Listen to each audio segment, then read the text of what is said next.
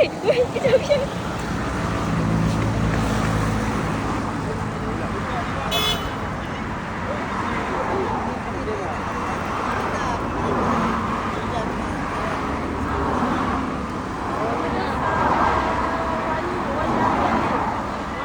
Sebelum apa? Wah, Alhamdulillah. Hari Sabtu korang tengok hari Sabtu kita ada geng kita dah sampai. Dia tu ada geng kita dah sampai. 2 biji kereta.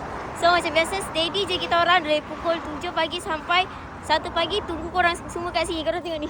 Penuh dengan barang-barang Rasul. Ya Allah, rezeki milik Allah geng. Ni ada geng ni baru sampai ni. Ni customer kita. Tu. Akhirnya Ato dapat juga jumpa dengan Bos Ijaz.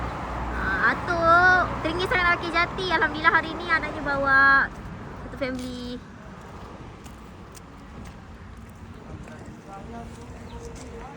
Dari mana Acik? Oh, Kulai.